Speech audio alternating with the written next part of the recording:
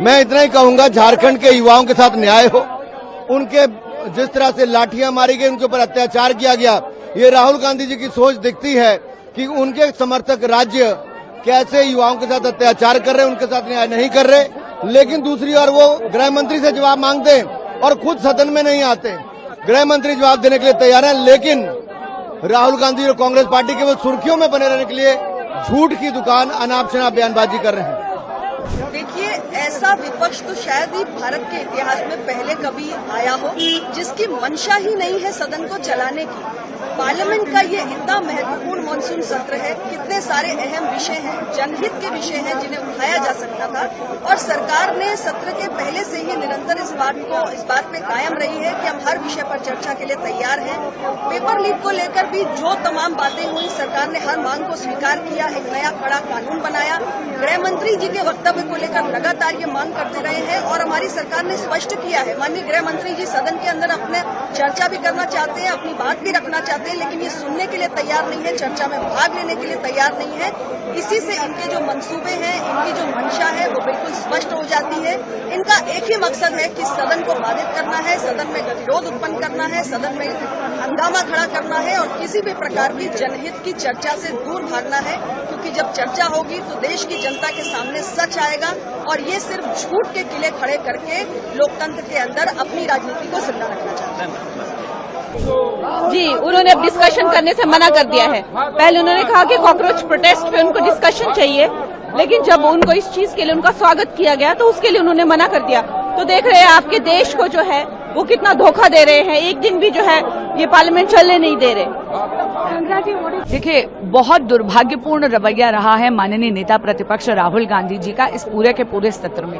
वो goal post change करते रहते हैं, criminal wastage of the tax payers money हो रहा है, सदन चलने नहीं दे रहे। जबकि कल माननीय मंत्री किरण रिजिजू जी ने बार बार बोला कि माननीय गृह मंत्री आकर सदन में पूरे के पूरे देश के सामने अपना पक्ष रखना चाहते हैं, लेकिन राहुल गांधी जी चाहते ही नहीं, वो केवल और केवल उपद्रव करना चाहते हैं। दूसरा मुद्दा है झारखंड का। मैं पूछना चाहती हूं आपके माध्यम से, राहुल गांधी जी, आपके सिद्धांत सरकार का रंग देखकर बदल कैसे जाते हैं?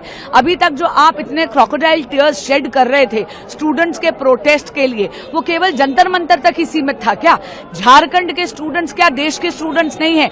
आपको याद कराना चाहूंगी कि कांग्रेस पार्टी की साझेदारी है सरकार में और स्टूडेंट से आपसे अपेक्षा है कि किसी प्रकार की कार्रवाई होगी। या तो आप मौन साध लेते हैं या फिर जब बोलते हैं तो इतना ज्यादा ग्लॉस्ड ओवर बयान देते हैं जिसका न सर होता है न पैर। राहुल गांधी जी, बयानबाजी में मत उलझिए, कार्रवाई करवाइए। कल तक राहुल गांधी हो, विपक्ष हो, अगर वो छात्रों के हितों की बात करता है, उनसे जवाब मांगता है, तो उस जंतर मंतर रांची में जिस तरह से उनकी सरकार है और जिस तरह से उन्होंने लाठीचार्ज पुलिस ने किया है, वाटर कैनन किया है, लोगों को चोट आई है और आज उनकी चुप्पी है और यहाँ पे हंगामा है। ये आज हम लोग सत्तारूढ़ दल के लोग अगर मार्च कर रहे हैं या ये प्रोटेस्ट कर रहे हैं तो इस पे उनकी चुप्पी से वो बेनकाब हो रहे हैं देश के सामने कि ये केवल राजनीति कर रहे हैं और ये उनका दोहरा चरित्र। भारतीय जनता पार्टी और अन्य एनडीए के बंधुओं से बहुत बड़ा प्रश्न राहुल गांधी जी को है। देखिए, इस तरह की पात्रांतर नीति का अवलंबन नहीं होना चाहिए। जब झारखंड में छात्रों पर प्रहार किया जा रहा है, जब रात तक छात्र इधर उधर भटक रहे हैं, लाठियां बरसाई जा रही हैं और छात्र त्रस्त हैं, उस समय राहुल गांधी जी चुप क्यों हैं? इस मौन व्रत का कारण क्या है? तो इस तरह की जो पात्रांतर नीति का अवलंबन का हम घोर विरोध करते हैं।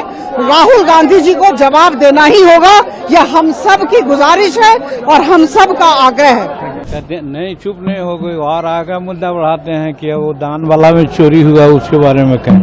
तो इन लोगों को तो मुद्दा कुछ नहीं है, भटकते रहते हैं, अपना गिरवा में देखते नहीं है, दूसरे की बात देखते हैं।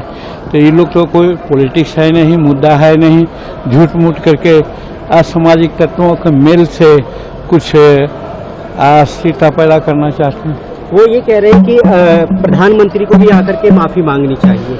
माफी किस बात की? माफी किस बात की? इतना कड़ा कानून बना दिया गया, जो उसके फेरा में आ रहा है उसको कड़ी से कड़ी सजा दी जा रही है। कार्रवाई नहीं की गई होती तब ना